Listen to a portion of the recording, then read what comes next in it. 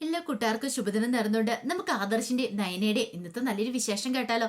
അങ്ങനെ ഇന്നത്തെ വിശേഷത്തില് ദേവേനയും ജാനകിയും ജലജയും കൂടെ സംസാരിച്ചുകൊണ്ടിരിക്കുകയാണ്. ഈ സമയത്ത് ജാനകി പറഞ്ഞു, അല്ല എടുത്തി എടുത്തി ഇത്രമാത്രം ആ പെങ്കൊച്ചിനെ സ്നേഹിക്കേണ്ട കാര്യമുണ്ടോ? ഇന്നല്ലെങ്കിൽ നാളെ അവളുടെ വീട്ടിൽ നിന്ന് അവളുടെ അച്ഛനോ അമ്മയോ ആരെങ്കിലും വന്നു കഴിയുമ്പത്തിന് അവളെ അങ്ങോട്ട് കൂട്ടിക്കൊണ്ട് പോകത്തില്ലേ? അങ്ങനെ വന്നിട്ടുണ്ടെങ്കിൽ ഏട്ടത്തി വെറുതെ സ്നേഹിക്കുന്നതാവെന്ന് പറയാണ്. ശൈലജ പറഞ്ഞു, അല്ലേലും ആ പെണ്ണിനെ സ്നേഹിക്കേണ്ട കാര്യമൊന്നുമില്ല, ഏട്ടത്തിക്ക് വേറെ പണിയില്ലാഞ്ഞിട്ടാ എന്നൊക്കെ പറയാണ്. ദേവേനി പറഞ്ഞു, അതൊരു കുഞ്ഞു കുഞ്ഞല്ലേ, എനിക്കതിനെ സ്നേഹിക്കാതിരിക്കാൻ പറ്റില്ല, എനിക്കെന്തോ അതിനോട് പ്രത്യേക ഒരു സ്നേഹവും താല്പര്യമൊക്കെ ഉണ്ടെന്ന് ദേവേനി പറയണം. അങ്ങനെ സംസാരിച്ചുകൊണ്ടിരിക്കുന്ന സമയത്ത് അബിയുടെ വരവ്. അബിയുടെ കയ്യിൽ 2-3 കവറൊക്കെ ഉണ്ടായിരുന്നു. അങ്ങനെ അബി അങ്ങോട്ടേക്ക് വന്നു കഴിഞ്ഞപ്പോൾ ജലജ ചോദിച്ചു, എന്താടാ കുറെ കവറൊക്കെ ആയിട്ടാണല്ലോ? അത് പിന്നെ ഞാൻ നവ്യയ്ക്ക് ഒരു പർച്ചേസ് ചെയ്യാൻ വേണ്ടി കയറിയതാ. നവ്യയ്ക്ക് കുറച്ച് ഡ്രസ്സുകളും കാര്യങ്ങളൊക്കെ എടുക്കണമായിരുന്നു. ആ സമയത്ത് ഞാൻ ദേ വല്യമ്മയുടെ കാര്യം അപ്പച്ചി എല്ലാവരുടെ കാര്യം ഓർത്തെ, ചെറിയമ്മയുടെ കാര്യം എല്ലാവരും ഓർത്തേന്ന് പറയണം. അപ്പം നിങ്ങൾ 3 പേർക്കും വേണ്ടി ഞാൻ സാരിയൊക്കെ വാങ്ങിച്ചുകൊണ്ട് വന്നാന്ന് പറയണം എന്നും പറഞ്ഞുകൊണ്ട് ഓരോ കവർ അവരുടെയിലേക്ക് കൊടുക്കണം. പെട്ടെന്ന് ദേവേനെ ചോദിച്ചു, ഇതെന്താടാ അബി, നിനക്ക് ഭയങ്കര മാറ്റമാണല്ലോ എന്ന് പറയണം. ജലജ പറഞ്ഞു, അല്ലേലും എൻ്റെ മോൻ ഇപ്പം നല്ല മാറ്റമാണ്, അവൻ അവൻ്റെ ഭാര്യയെ സ്നേഹിക്കുന്നുണ്ട്, കുഞ്ഞിനെ സ്നേഹിക്കുന്നുണ്ട്, അവരുടെ കാര്യങ്ങളൊക്കെ ഭംഗിക്ക് നോക്കുന്നുണ്ട് എന്നൊക്കെ പറയണം. അബി പറഞ്ഞു, അത് ശരിയാ, ഇപ്പോഴാണ് എനിക്ക് മാറ്റം ഉണ്ടായത്.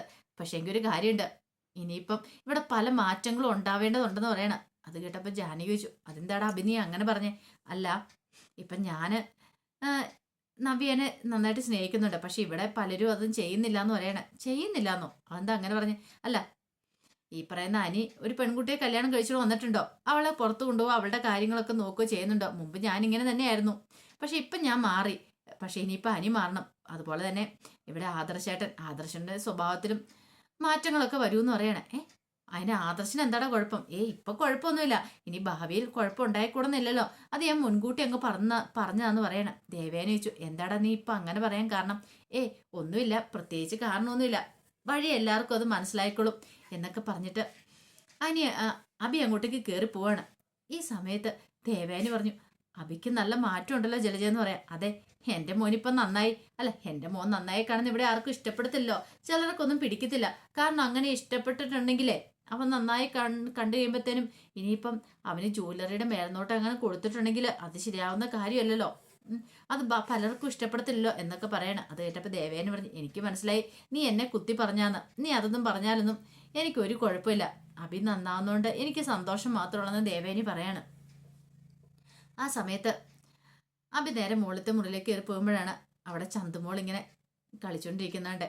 ചന്തുമോള് അബിയെ കണ്ടത് ചെറിയച്ചാന്ന് വിളിക്കുവാണ്. ആ വിളി കേട്ട് കഴിഞ്ഞപ്പോഴത്തേനും അബി അങ്ങോട്ടേക്ക് ഓടിച്ചെന്നു. എന്ത് ചോദിച്ചു? ആരുടെ നിന്റെ ചെറിയച്ചൻ? നിന്നോട് പറഞ്ഞിട്ടില്ല അങ്കിളെന്ന് വിളിക്കാവുള്ളൂ, ചെറിയച്ചൻ എന്ന് വിളിച്ചേക്കുന്നു എന്നൊക്കെ പറയണ. അപ്പോഴേക്കാണ് ജലജ അങ്ങോട്ട് കയറി വരുന്നത്. എന്താടാ കുഴപ്പം? ഇവൾ എന്നെ ചെറിയച്ചൻ എന്ന് വിളിച്ചു.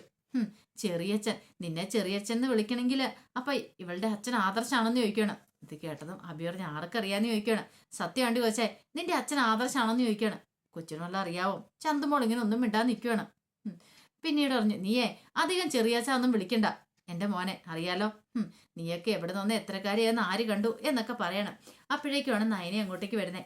നയന വന്നു കഴിഞ്ഞപ്പോഴത്തേനും ജലജ പറഞ്ഞു, നയനമ്മ വന്നല്ലോ, ഒരു കാര്യം പറഞ്ഞേക്കാം, ഇവളോട് പറഞ്ഞേക്കണം ചെറിയച്ഛൻ എന്നൊന്നും എൻ്റെ മോളെ വിളിക്കേണ്ട, ചെറിയച്ഛൻ എന്നൊന്നും എൻ്റെ മോനെ ഇവള് വിളിക്കേണ്ട കാര്യമില്ലാന്ന്.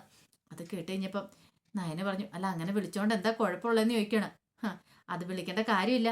അല്ല, ചെറിയച്ഛൻ എന്ന് വിളിക്കുമ്പോൾ ഇനിയിപ്പം ചന്തുമോളുടെ അച്ഛൻ എന്താ ആദർശാണെന്ന് ചോദിക്കണം.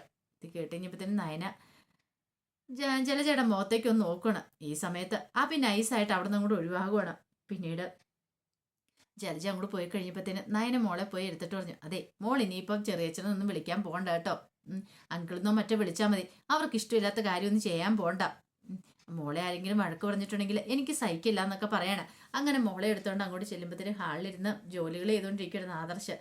പിന്നീട് എന്നിട്ട് നയന പറഞ്ഞു, എന്നാലും ഇവിടെ ഉള്ളവരൊക്കെ എന്തൊരു മനുഷ്യപ്പറ്റം ഇല്ലാത്തവനെന്ന് ചോദിക്കണം. ആദർശ് പറഞ്ഞു, എന്താ കുഴപ്പം? അല്ല, എല്ലാവരുടെയും കാര്യമല്ലേ ഞാൻ പറഞ്ഞേ, അപ്പച്ചിയുടെ കാര്യമാണെങ്കിൽ ഇളയമ്മയുടെ കാര്യമൊക്കെയാ പറഞ്ഞേ. അവർക്കാണെങ്കിൽ ചന്തുമോളെ കണ്ണെടുത്താൽ കാണത്തില്ല. ഇപ്പോഴാണെങ്കിലോ അബീനെ ചെറിയച്ചാന്ന് വിളിച്ചെന്ന് പറഞ്ഞിട്ട് ഭയങ്കര പ്രശ്നം ഉണ്ടാക്കിയിരിക്കുന്നു അബി. ഇത് കേട്ടപ്പോൾ ആദർശോട് എന്തിനാ ചെറിയച്ചെന്ന് വിളിക്കുന്നത്, അങ്ങനെ വിളിക്കേണ്ട കാര്യമുണ്ടോ എന്ന് ചോദിക്കണം. അതിനിപ്പോ എന്താ ആദർശേട്ടാ കുഴപ്പം? എന്നെ നയനാമെന്നല്ലേ വിളിക്കുന്നേ? അങ്ങനെയാണെങ്കിൽ ഇപ്പം ആദർശേട്ടൻ ആരാ? അച്ഛനല്ലേ എന്ന് ചോദിക്കണം. അച്ഛനോ? അല്ല, എന്നെ അങ്കിളെന്ന് വിളിച്ചാൽ മതി എന്ന് പറയണം. എന്തിനാ ആദർശേട്ട അങ്ങനെ, ഇതൊരു കുഞ്ഞല്ലേ, ഇതിനൊന്നും അറിയത്തില്ലോ. എന്നെ നയനാമെന്ന് വിളിച്ച് കഴിയുമ്പോൾ ആദർശേട്ടനെ അച്ചാന്ന് വിളിക്കുന്ന ഒരു തെറ്റ് ഞാൻ കാണുന്നില്ലെന്ന് പറയണം. അത് കേട്ടിഞ്ഞപ്പോൾ ആദർശ് പറഞ്ഞു വേണ്ട വേണ്ട, അത്രയ്ക്ക് ഇതൊന്നും വേണ്ടാന്ന് പറയണം. പിന്നീട് നയന കുഞ്ഞിനോട് പറഞ്ഞു മോൾ അപ്പുറത്ത് പോയി കളിച്ചോളാൻ പറയണം. അങ്ങനെ ചന്തുമോൾ അങ്ങോട്ട് ഓടിപ്പോയി കഴിഞ്ഞപ്പം ആദർശിന്റെ അരിയിലേക്ക് നയന വന്നിട്ട് പറഞ്ഞു ആദർശേട്ടാ, ആ കുഞ്ഞിന്റെ അടുത്ത് ഇത്ര ക്രൂവലാവില്ലെന്ന് പറയണം. അതിന്റെ അടുത്ത് ഒന്ന് സ്നേഹത്തോടെയൊക്കെ ഒന്ന് പെരുമാറാം, നല്ല രണ്ട് വാക്കൊക്കെ സംസാരിക്കാം, അതിന്റെ അടുത്ത് കൊഞ്ചിക്കുകയൊക്കെ ചെയ്യാം. ആദർശാണ് ഇതൊന്നും പറ്റത്തില്ലോ എന്നൊക്കെ നയന പറയണം. ഇത് കേട്ട് ഇനിയിപ്പോ ആദർശം പറഞ്ഞു നിനക്കറിയാലോ ചന്തുമോൾ ഇങ്ങോട്ട് വരാനുള്ള സാഹചര്യം എന്താണെന്ന് അറിയാലോ. ഇനിയിപ്പം അബീനെ ചെറിയച്ചാന്ന് വിളിക്കുന്നുണ്ട്, ചെറിയച്ഛനാണോ അച്ഛനാണെന്ന് ആര് കണ്ടെന്ന് പറയണം. അതുകൊണ്ട് എത്രയും പെട്ടെന്ന് തന്നെ സത്യാവസ്ഥ തെളിഞ്ഞു വരണം, എങ്കിൽ മാത്രം എനിക്കൊരു സമാധാനം കിട്ടത്തുള്ളൂ എന്ന് പറയണം. നയന പറഞ്ഞു ആ കാര്യം ഓർത്തിട്ട് ആദർശനും പേടിക്കണ്ട, അധികം വൈകാതെ തന്നെ അതിന്റെ സത്യാവസ്ഥ തെളിയത്തില്ലേ എന്നൊക്കെ പറയണം. അങ്ങനെ ആദർശനെ സമാധാനിപ്പിക്കുകയാണ്. ആ സമയം അബി തന്റെ കാമുകിയോടൊപ്പം ഒരു റെസ്റ്റോറൻറ്റിൽ ഇരുന്ന് ജ്യൂസ് കുടിക്കുകയാണ്.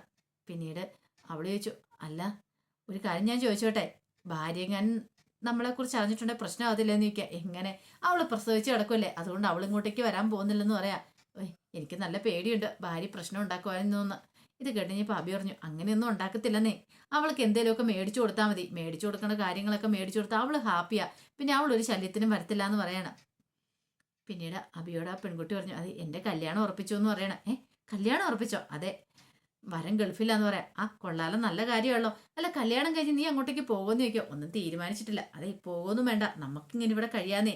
ഒരു കാര്യം ചെയ്യാം, ഞാൻ ആദർശനോട് പറഞ്ഞ് ജ്വല്ലറിയിൽ നിനക്ക് എന്തെങ്കിലും ഒരു ജോലി വാങ്ങിത്തരാം, അപ്പൊ കാര്യങ്ങളൊക്കെ കൂടുതൽ എളുപ്പമായില്ലേ, നീ പോകുമെന്നും വേണ്ട, കല്യാണം കഴിഞ്ഞിട്ട് ഇവിടെ നിന്നാൽ മതി എന്ന് പറയണം. ഇത് കേട്ട് കഴിഞ്ഞപ്പോ അവള് പറഞ്ഞു അങ്ങനെയാണെങ്കിൽ കുഴപ്പമൊന്നുമില്ല, എനിക്ക് ഇവിടെ നിൽക്കാൻ തന്നെ താല്പര്യം എന്ന് പറയണം. അപ്പോഴേക്കുമാണ് നവ്യയുടെ കോൾ വരുന്നത്. ഈ പണ്ടാരം എന്തിനാണ് ഈ സമയത്ത് വിളിക്കുന്നത്, ആരെ ഭാര്യയാണെന്ന് ചോദിക്കുക. അതേന്ന് പറയണം. കോള് കട്ട് ചെയ്ത് വിട്ടു, കോൾ എടുത്തില്ല. ഇനി അവള് വീണ്ടും വീണ്ടും വിളിച്ചോണ്ടിരിക്കും. എന്താന്ന് അറിയത്തില്ല, ഇപ്പൊ സ്ഥിരം സ്നേഹം കാണിക്കാൻ തുടങ്ങിയ പിന്നെ ഇടയ്ക്കിടയ്ക്ക് ഇങ്ങനെ വിളിച്ചോണ്ടിരിക്കും എന്ന് പറയണം. ആ സമയം നവ്യ ഓർത്തു അബി എന്താ കോള് കട്ട് ചെയ്തതെന്ന്. നവ്യ ഓർക്കണം അങ്ങനെ കട്ട് ചെയ്യുന്നല്ല, പിന്നെ എന്തു പറ്റിയെന്ന് ഓർക്കണം. ഈ സമയത്ത് അബിയോട് ആ പെൺകുട്ടി ചോദിച്ചു അല്ല കോള് കട്ട് ചെയ്തിട്ടുണ്ടെങ്കിൽ പ്രശ്നമാകത്തില്ലേ വീട്ടിൽ ചെല്ലുമ്പോ, അവൾ ചോദിക്കില്ലേന്ന് ചോദിക്കും. അതൊന്നും കുഴപ്പമില്ല, ചെന്ന് കഴിയുമ്പോൾ എന്തെങ്കിലുമൊക്കെ വാങ്ങിച്ചോണ്ട് അങ്ങോട്ട് ചെന്നാൽ മതി, അവൾക്ക് സന്തോഷവും. അവൾക്ക് അത് കണ്ടു കഴിയുമ്പോഴത്തേനും പിന്നെ അവൾ ഫോൺ കട്ട് ചെയ്ത കാര്യമൊക്കെ അവൾ മറന്നു പോകത്തുള്ളൂ. അങ്ങനെ ഒരു ഗുണം എനിക്ക് കിട്ടിയിട്ടുണ്ടെന്ന് പറയണം. അവൾക്ക് എന്തെങ്കിലും സാധനം മേടിച്ചു കൊടുത്തിട്ടുണ്ടെങ്കിൽ ആ വഴി അവൾ അങ്ങോട്ട് പോയിക്കോളും എന്ന് പറയാം. അങ്ങനെ അവി ഭയങ്കര സന്തോഷത്തിലായിരുന്നു. ഈ സമയത്ത് അനിയുടെ അടുത്തേക്ക് നയന വരുവാണ്.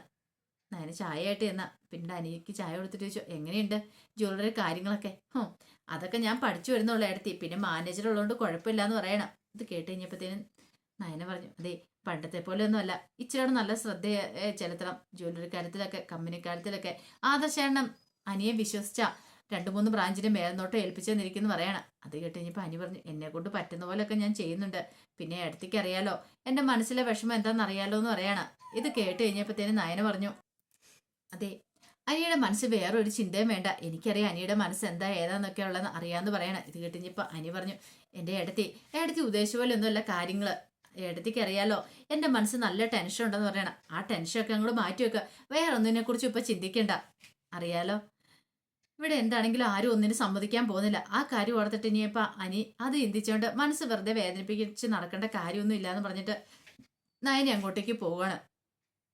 ഈ സമയത്ത് അനാമിക മുറിയിലേക്ക് വരണം. അപ്പോഴാണ് ചന്തമൂള് മുറി നിൽക്കുന്നുണ്ട്. ചന്തമൂള് മുറി കയറി നോക്കിയപ്പോൾ ആ ടേബിളിൽ പൊട്ടിരിക്കുന്നുണ്ട്. ചന്തമൂള് ആ പൊട്ടൊക്കെ എടുത്ത് ഇങ്ങനെ നോക്കിക്കൊണ്ടിരിക്കുകയാണ്. അനാമിക വന്നു. അനാമിക ഒട്ടും ഇഷ്ടപ്പെട്ടില്ല. ആരുടെ വെച്ചിട്ടാണ് നീ മുറി കയറി എന്നൊക്കെ പറഞ്ഞ് കൊച്ചിനോട് ദേഷ്യപ്പെടുകയാണ്. കൊച്ചാകപ്പാടെ പേടിച്ചിരിക്കുകയാണ്. പിന്നീട് ഒരു നാണമില്ലാത്തവള് വലിഞ്ഞു കയറി വന്നിരിക്കുന്നു.